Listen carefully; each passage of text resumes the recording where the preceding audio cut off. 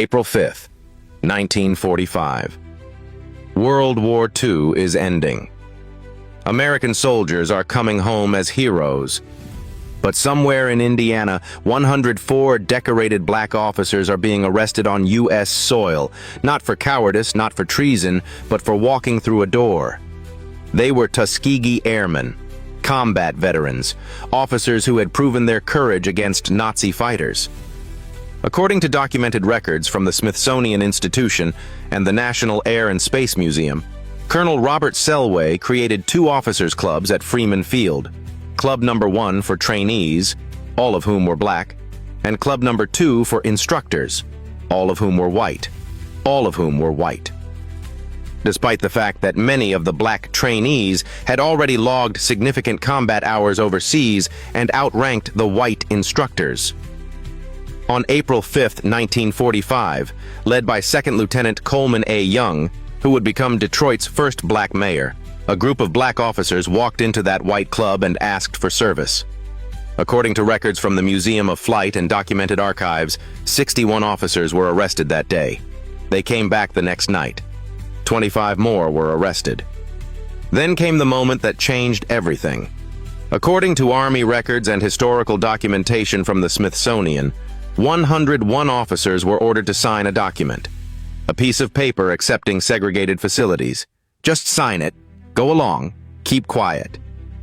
The maximum penalty for refusal during wartime was death, not prison, not dishonor.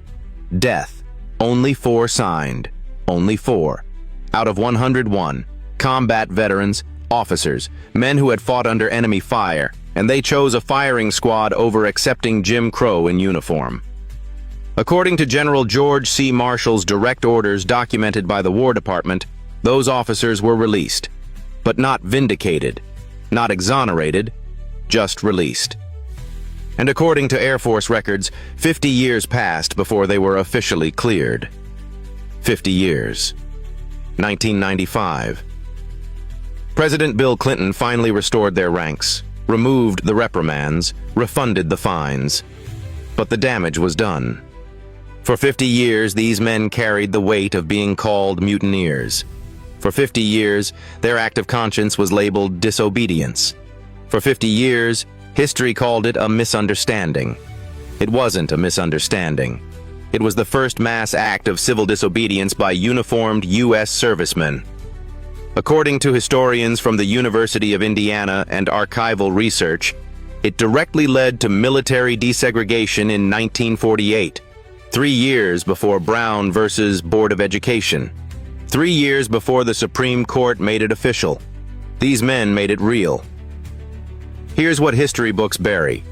They fought Nazis abroad while battling Jim Crow at home. They bled for a country that wouldn't let them drink from the same cup as white officers.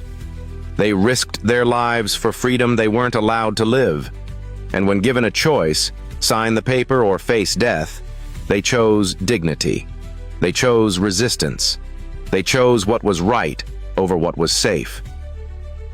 According to documents from the Air Force Institute, the Freeman Field Mutiny became a tipping point. It forced America to confront its hypocrisy. According to declassified records, even General Hunter, who feared racial mixing, had to acknowledge the reality: black men in uniform would not accept segregation. Not in Europe, not at home. Their 101 signatures weren't on that segregation order. Their silence wasn't purchased. Their dignity wasn't negotiable. The irony? Most of you have never heard their names. The Tuskegee Airmen are famous. But the 477th Bombardment Group, the men who actually risked execution to end segregation, they've been written out of the narrative. This Black History Month, don't just celebrate the past. Acknowledge the warriors. Remember the 101. Know their faces.